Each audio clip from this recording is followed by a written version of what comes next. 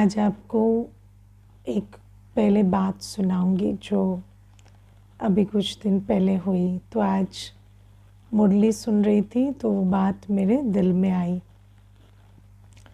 एक माता आई है ना, उसके साथ 3 बहनें आई है ना, तो चार आत्माएं स्त्री चोले में है ना सेंटर पर आई। अब वो चारों का जब पहले दिन वो आई तो मुझे लगा ये माता है और ये इनकी 3 बेटियां हैं। तो वो पहले दिन हुआ, पहले दिन उन्होंने भी कुछ बताया नहीं, मैंने भी पूछा नहीं, वो भी माँ माँ कर रही थी तीनों। तो मुझे लगा ये तीनों बेटियां हैं। फिर मुझे अगले दिन पता चला कि इन तीनों में से एक भी बेटी नहीं है ना। तीनों जो हैं उनमें से एक बहू है और वो जो 2 हैं वो कुछ और संबंध में है। अब वो संबंध समझने की अब देखो मैं कोर्स करा रही हूँ, 1 घंटे का टाइम है। उस 1 घंटे में मुझे उनका पूरा फैमिली ट्री समझना पड़ा है ना। ये कौन से चाचे ताऊ की किस प्रकार से संबंध से ये कन्या इनके साथ रिश्ते में है, वो मुझे पूरा धीरे धीरे समझ में आया। 5वें दिन जाके मेरी बुद्धि में बैठा कि वास्तव में इनका कनेक्शन क्या है तो 5 दिन लगे मुझे इनका आपस में जो जिस्मानी कनेक्शन है वो समझने में। तो और फिर जब मैं मेरी बुद्धि में जैसे बैठता नहीं ना, तो बार बार 3रा दिन हो गया, 4था दिन हो गया, तो मुझे कहती नहीं ऐसा नहीं है दीदी, वो मैं इनकी मौसी की लड़की नहीं हूँ, मैं ऐसे हूँ ऐसे हूँ ऐसे हूँ। तो बड़ा घुमा फिरा के वो कनेक्शन था। तो वो मुझे बार बार करेक्ट करती और मैं भी सोचती ये छोटी सी बात मेरी बुद्धि में नहीं बैठ रही, लेकिन इनके लिए कितना सहज है ना। जैसे आपके भी जब हम लौकिक संबंधों के विस्तार में जाते हैं तो आप किसी आत्मा को देखते हो तो उसके अंदर ये इनके फलाने के ये रिश्ते में है, मौसी के, काका के, चाचा के है ना, फलाना है, ये इनके ससुराल की तरफ से, उनके मायके की तरफ से है। कितने सारे आप समीकरण बिठा लेते हो और कैसे चुटकियों में। जबकि अगर वही बात दूसरे को समझाएं तो कितना मुश्किल होता है ना। और मैं आपको एक और अनुभव सुनाऊं। एक बार एक परिवार में हमें ऐसे निमंत्रण दिया है ना, तो हम वहाँ क्लास कराने गए थे। तो जब वहाँ क्लास कराने गए तो उनके परिवार के 40 सदस्य वहाँ थे और वो 40 का आपस में किस प्रकार से कनेक्शन था वो हमारी बुद्धि में बिल्कुल बैठा नहीं है ना, कौन किसका क्या लगता था। तो हमने वहाँ क्लास कराई, हमने बाबा का परिचय दिया और हम आए। कुछ 2-4 की बात समझ में आई कि हाँ ये इनके ये लगते हैं।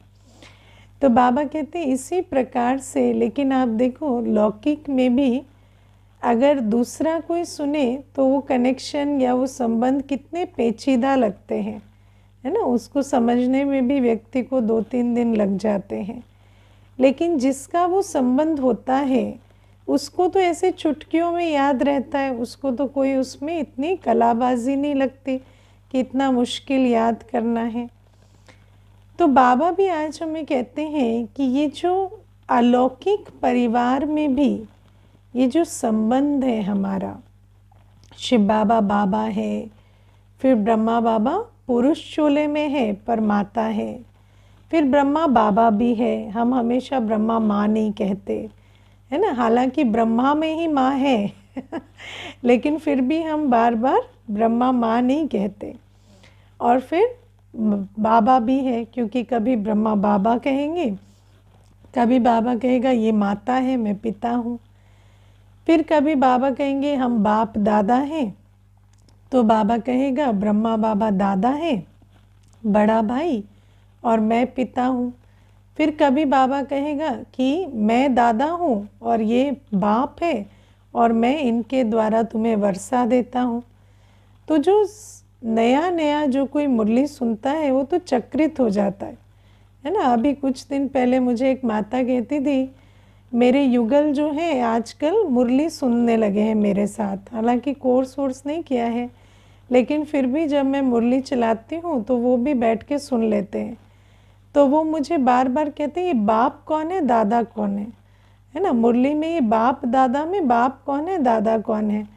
तो एक दिन मैंने उनको समझाया कि ब्रह्मा बाबा दादा है, शिव बाबा बाप है। अब अगले दिन उल्टा हो गया, अगले दिन की मुरली में शिव बाबा दादा था और ब्रह्मा बाबा बाप था। तो अगले दिन फिर उन्होंने कहा वो जो तुमने कल समझाया था वो तो आज सेट नहीं हो रहा है।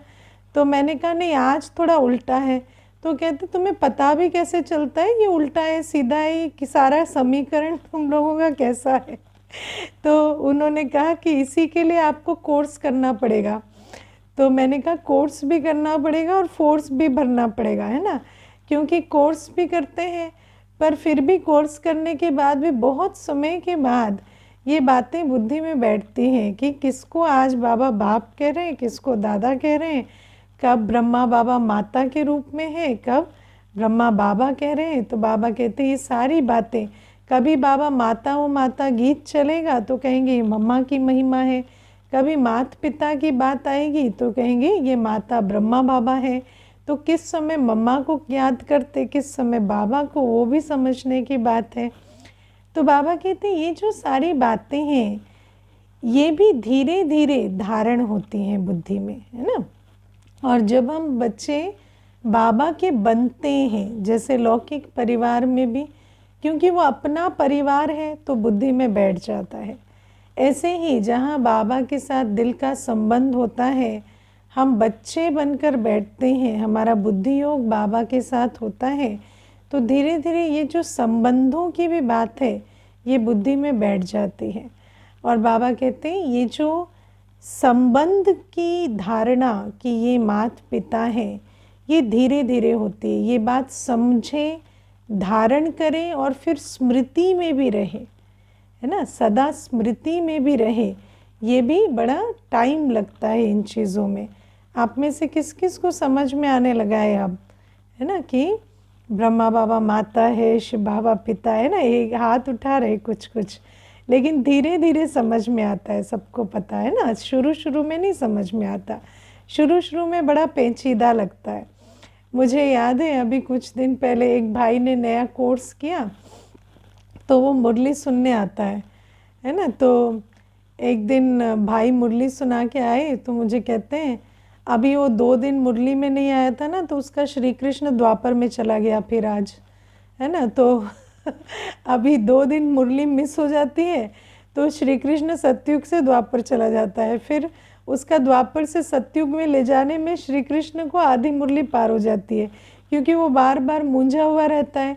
क्योंकि ये जो बातें हैं ये बुद्धि में बैठ जाएं। अब हम सोचो कब से, जन्म से, क्योंकि वैसे भी आत्मा की जो बुद्धि की ग्रहण शक्ति होती है बचपन में बहुत अच्छी होती है। तो बचपन में जब ग्रहण शक्ति बहुत अच्छी थी तब सारी झूठी बातें बैठ गई, है ना। अब वो सारी झूठी बातें जो बचपन से बुद्धि में बैठी हैं उनको अब चेंज करने में टाइम लगता है। तो अब कोई भी आत्मा जो है वैसे रोज़ मुरली सुनती रहेगी तो बुद्धि ठीक रहेगी।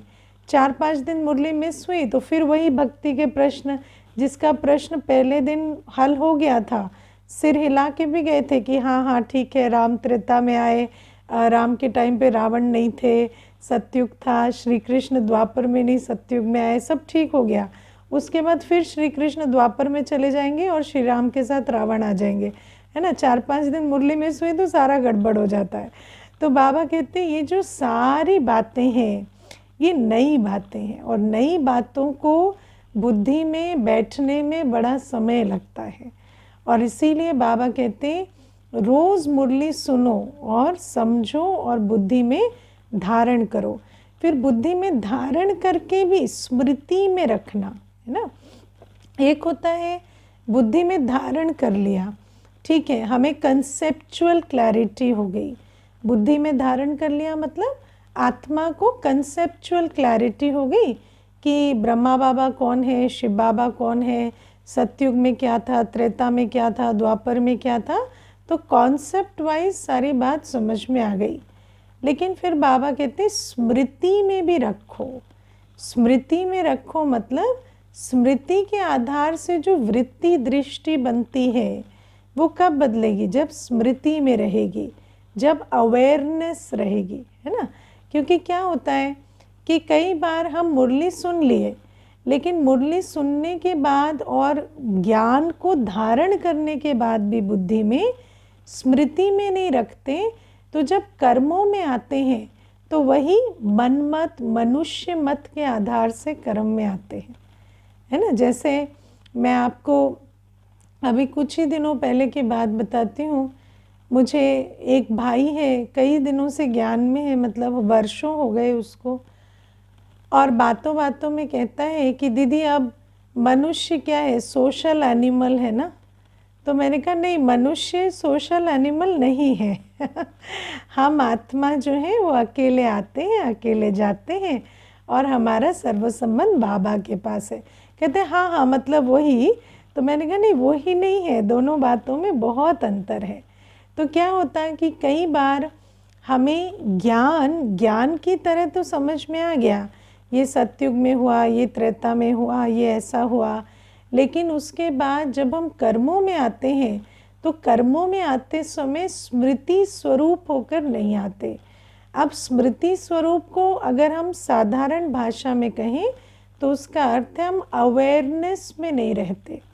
माना ज्ञान जो है वो बुद्धि के किसी कोने में रहता है, लेकिन हम अवेयर होकर काम नहीं कर रहे, है ना। जैसे कई बार हम बहुत अच्छा विज्ञान जानते हैं, सब कुछ जानते हैं, लेकिन काम करते समय उस विज्ञान को यूज़ नहीं करते, है ना। कई ऐसे होते हैं जो बहुत अच्छे टेक्निकल नॉलेज रखते हैं, लेकिन साधारण काम को इजी कैसे बनाएं उसके लिए उस टेक्निकल नॉलेज को यूज़ नहीं करते।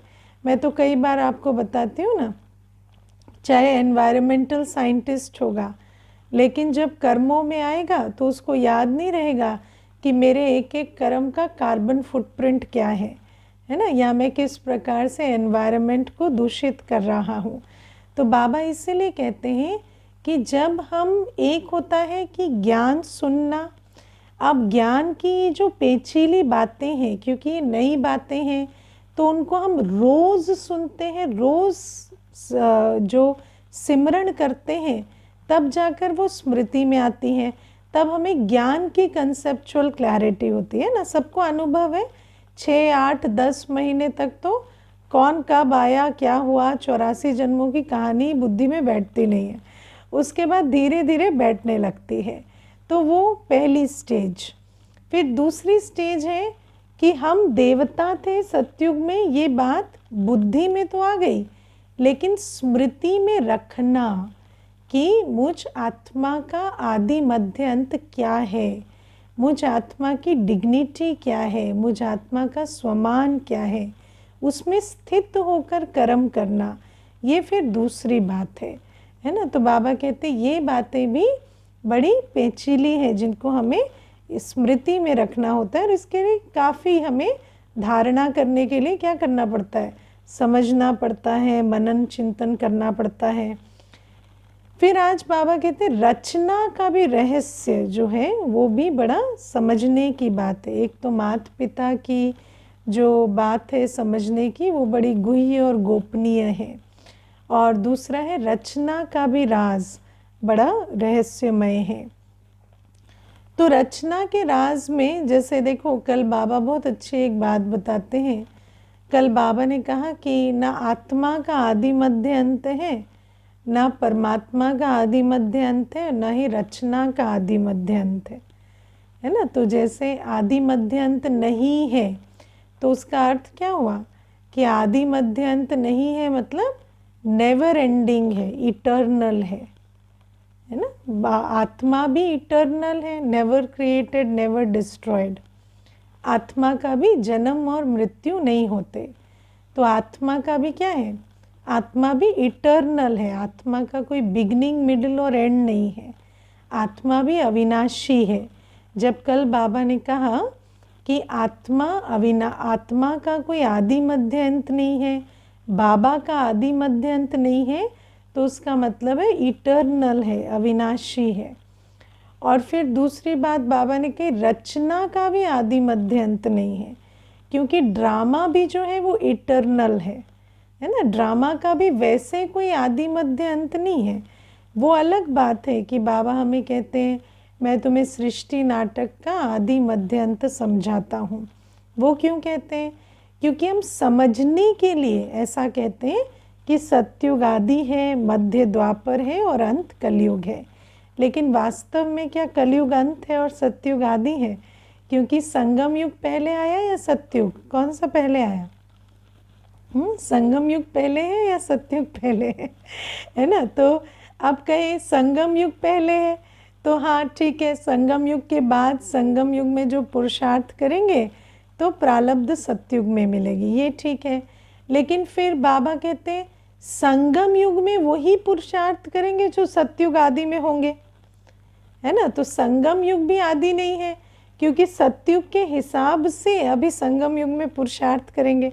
बाबा कहते हैं ना जो थे वही अभी पुरुषार्थ करेंगे।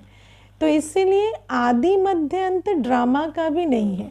अगर हम वैसे देखें तो सारा चक्र है, ये भी एक कंटिन्यूअस साइकिल है।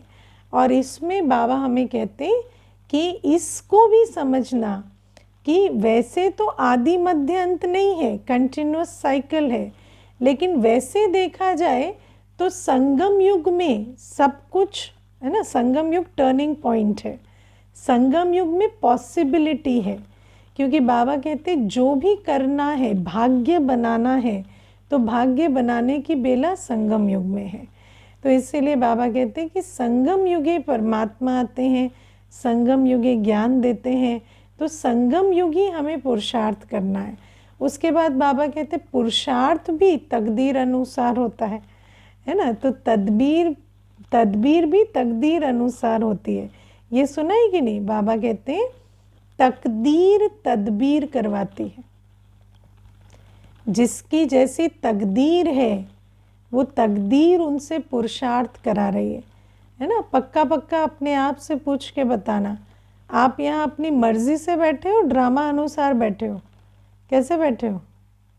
हाँ, ड्रामा है ना। वैसे तो मर्जी भी है, ऐसी बात नहीं है कि मर्जी नहीं है, लेकिन अगर दिल से पूछें तो तकदीर के बिना तो नहीं बैठे, है ना। तकदीर है और जैसी तकदीर है वैसे बैठे हैं, वैसे पुरुषार्थ कर रहे हैं।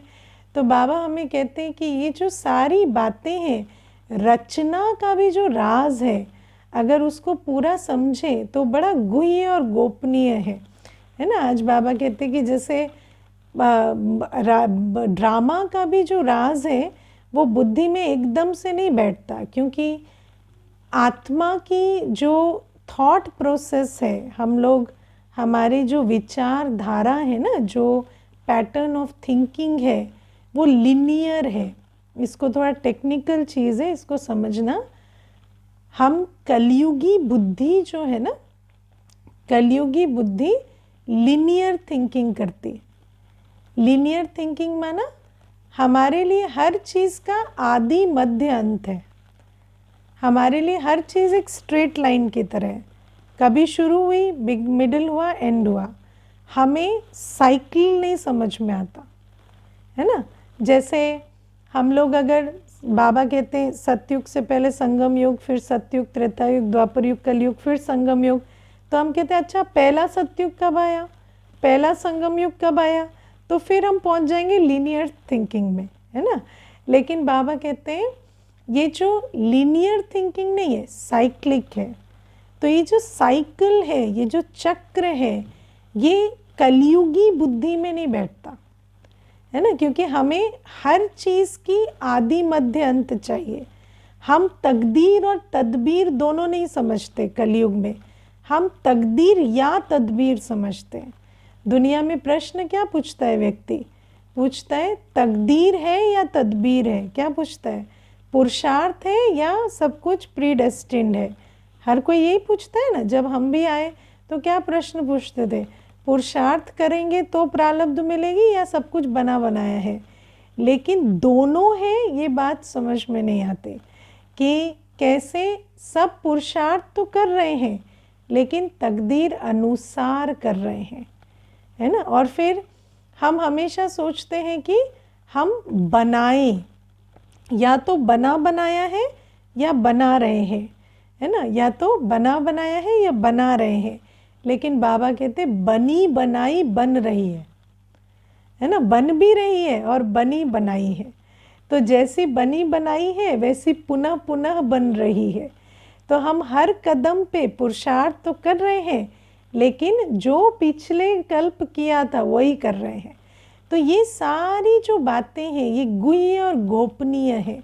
रचना का रहस्य भी इतनी जल्दी बुद्धि में नहीं बैठता, क्योंकि जो हमारी कलयुगी बुद्धि है ना, वो इस प्रकार से नहीं चलती। उसकी हमारी कलयुगी बुद्धि में लॉजिक बैठता है। हमारी कलयुगी बुद्धि में ये जो कलयुगी लॉजिक है उसमें ये सब फिट नहीं होता।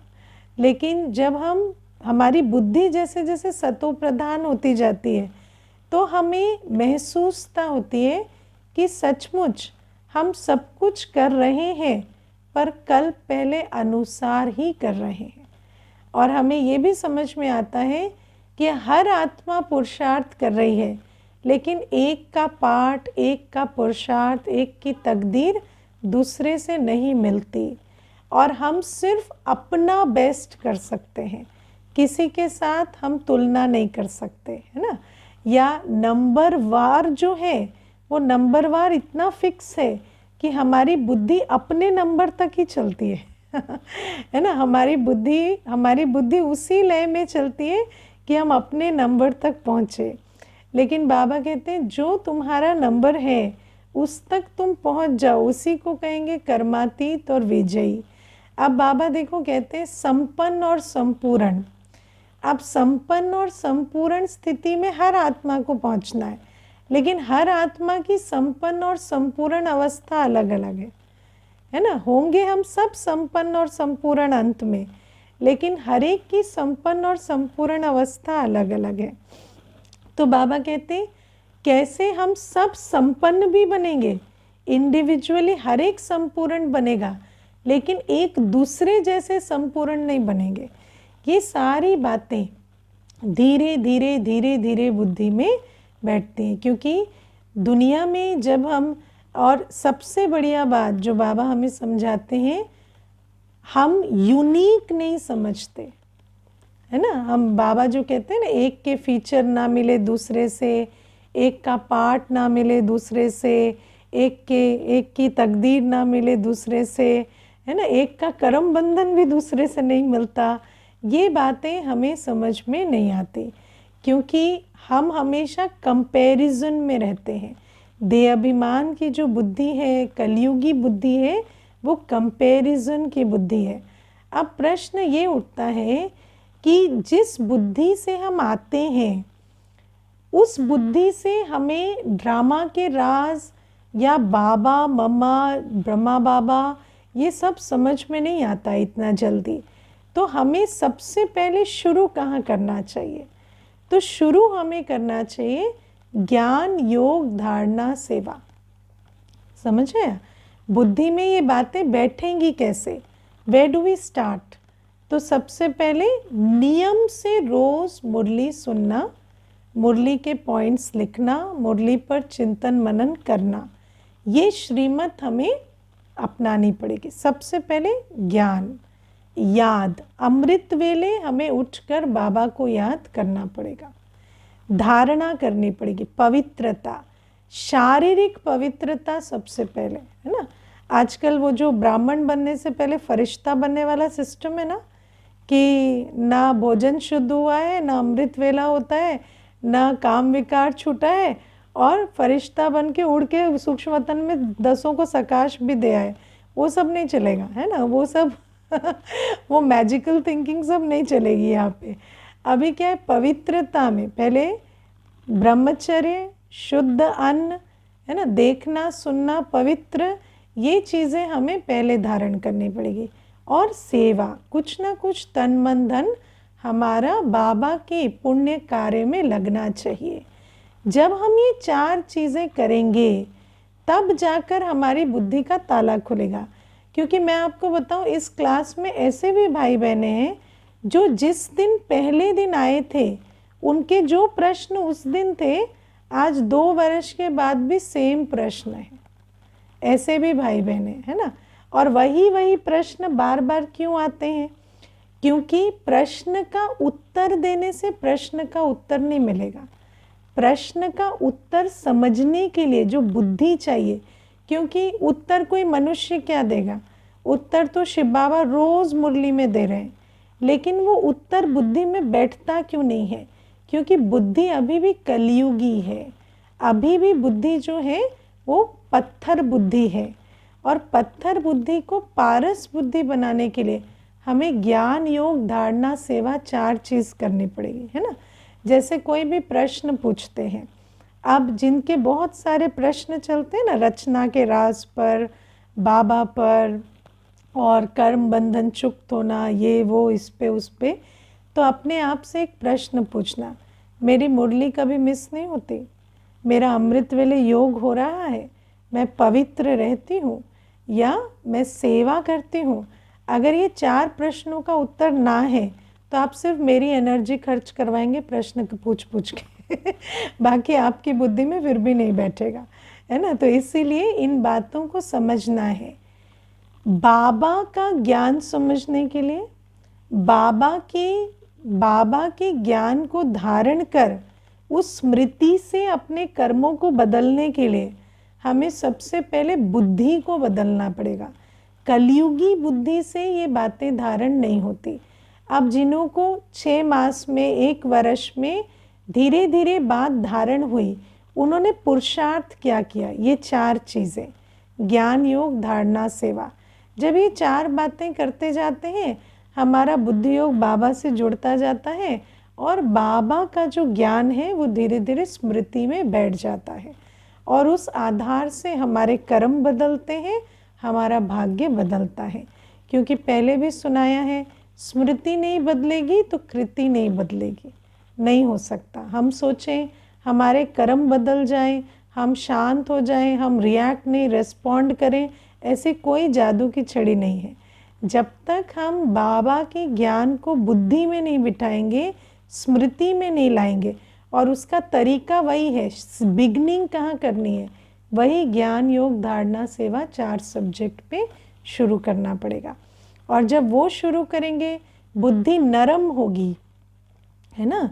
बुद्धि में जब वो जिसको हम पत्थर बुद्धि कहते हैं, पत्थर बुद्धि कैसी है? बात टकरा के टूट जाती है ना। कोई भी बात, ज्ञान की बात आती है ना, उसके टुकड़े टुकड़े हो जाते हैं, कुछ अंदर जाता नहीं है। तो ऐसी पत्थर बुद्धि को पारस बुद्धि बनाना, उसकी ग्रहण शक्ति को बढ़ाना, वो होगा जब हम शुरू करेंगे मुरली, अमृत वेला, पवित्रता और सेवा, ये 4 चीज़ों को, है ना। तो ये है आज की पहली पॉइंट। दूसरा, आज बाबा हमें कहते हैं कि जो वरदान को पहले लेते हैं, वरदान में आज बाबा ने बहुत सुंदर बात कही। बाबा कहते हैं कि समान बनने वाले ही समीप रहेंगे, है ना। जो बाबा के साथ साथ आना है तो समान बनना है। अब बाबा हमें कहते हैं सारे दिन बाबा के साथ का अनुभव करो। सारे दिन बाबा कहते हैं हर बात में ऐसे अनुभव करो कि बाबा साथ है, संग है, बाबा का सहयोग है, हाथ में हाथ है बाबा के साथ। अब वो कैसे अनुभव होगा? होता है अनुभव, हाँ, अनुभव होता है कि बाबा साथ है, बाबा का हर कार्य में सहयोग मिल रहा है। लेकिन कब अनुभव होता है? जब कार्य श्रीमत प्रमाण होता है कि नहीं। जैसे ही जब हम बाबा की श्रीमत प्रमाण अपना तन मन धन मन वचन कर्म लगाते हैं, तो हमें बाबा का साथ संग सब महसूस होता है। जिसको आज बाबा ने कहा ना, संकल्प में, बोल में, कर्म में, संबंध में आते, सेवा करते बाबा के समीप रहो, है ना। बाप समान स्थिति में करो। अब बाप समान संकल्प, जब हमारे संकल्प बाप समान होते हैं तो हमें क्या अनुभव होता है? बाबा मेरे पास पास है, ठीक है ना, होता है ना। जब बाबा के जैसे संकल्प होते हैं तो हमें बाबा पास पास है, साथ साथ है, बाबा का हाथ सिर पे है, बाबा का सहयोग मिल रहा है, ऐसा दिल को अनुभव होगा। जब बाबा के समान हमारे बोल है, हमारे बोल कम है, धीरे हैं, मीठे हैं, वरदानी है, शुभ भावना से संपन्न है, तो हमें बाबा कैसा अनुभव होगा? जैसे बाबा बिल्कुल मेरे पास पास है ना। जब हम कर्म कर रहे हैं और वो कर्म हर प्रकार की लेन देन हमारी श्रीमत प्रमाण है, कोई विकारी लेन देन नहीं है, हर कर्म हम श्रीमत प्रमाण कर रहे हैं। संबंध में आते हर आत्मा के साथ हम रूहानी दृष्टि वृत्ति और व्यवहार कर रहे हैं, और जब हम सेवा भी बाप समान कर रहे हैं तब हमें बाबा पास पास अनुभव होता है। और जैसे ही हम इसके विपरीत जाते हैं कैसा लगता है? हाँ, बाबा गया बाबा और पास नहीं है ना।